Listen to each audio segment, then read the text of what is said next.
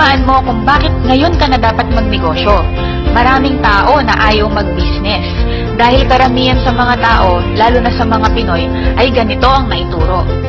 Study hard, get good grades, then find a good job.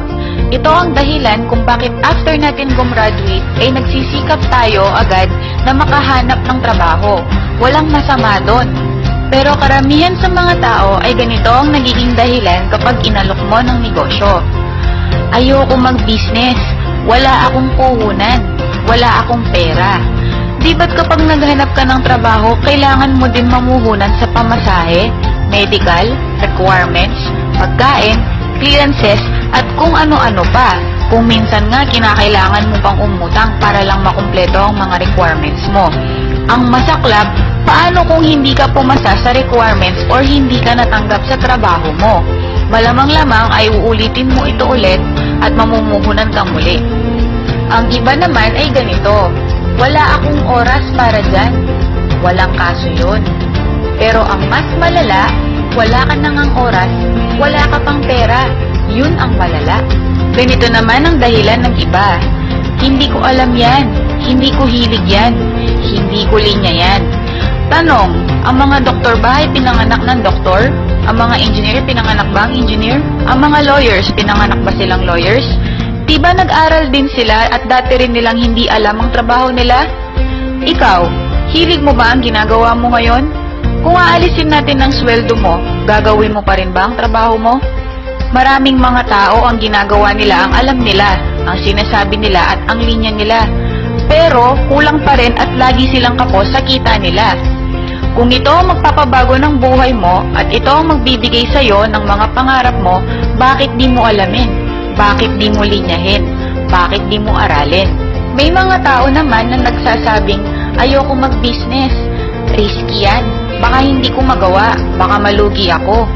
Hindi pa naman niya nasisimulan ng business niya, iniisip na niya agad na malulugi siya. Nung nag-enroll ka ba sa paaralan at nagbayad ng tuition fee mo, nagtanong ka ba, what if hindi ka makapasa?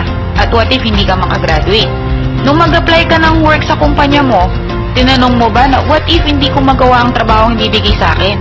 Lahat ng mga excuses na ito ay nagiging dahilan na lamang ng mga tao. Ang hindi nila alam ay hindi nila maiiwasan pumasok sa negosyo pagdating ng panahon. Ito pa rin kaya ang magiging rason nila. Meron tayong tinatawag na life cycle. Number 1, study.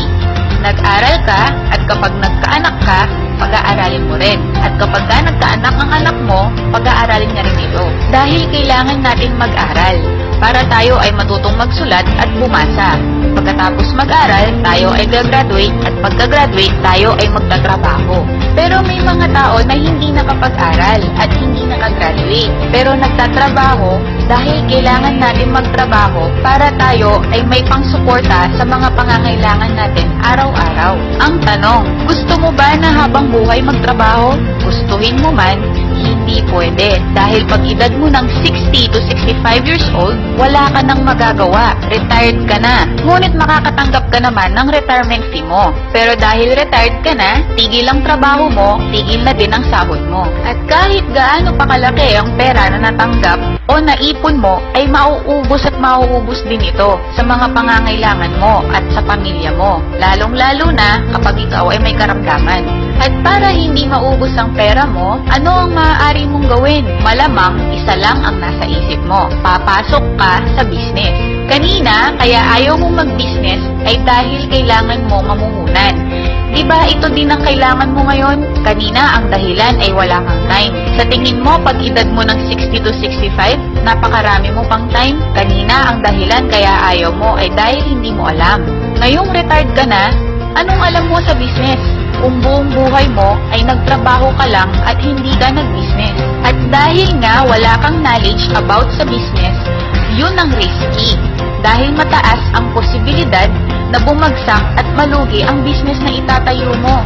Pero huwag kang mag-alala. Hindi pa yan mangyayari ngayon. Yan ay sa pagdating ng panahon. Pero kung papasok ka din naman pala sa negosyo, kailan mo gusto? Now or later? Kung ngayon mo sisimulan, ngayon mo aaralin, ngayon ka matututo, ngayon ka din kikita. Pero kung later mo gagawin, later mo aaralin, later ka matututo, later ka din kikita.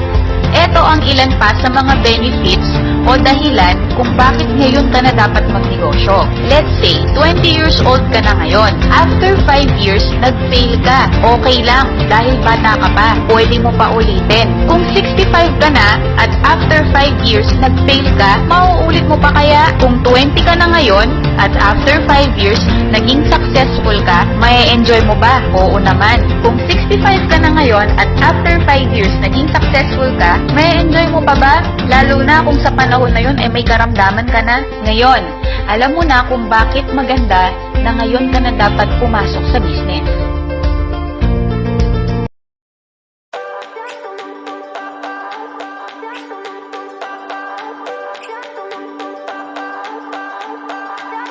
I remember when we were staring at a photo.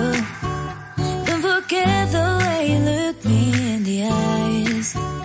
And I keep you in my heart. In my heart is where you are. I still think of you. I want you coming back. I remember when we were staring at a photo. Don't forget the way you look me in the eyes. And I keep you in my heart. In my heart is where you are. I still think of you. I want you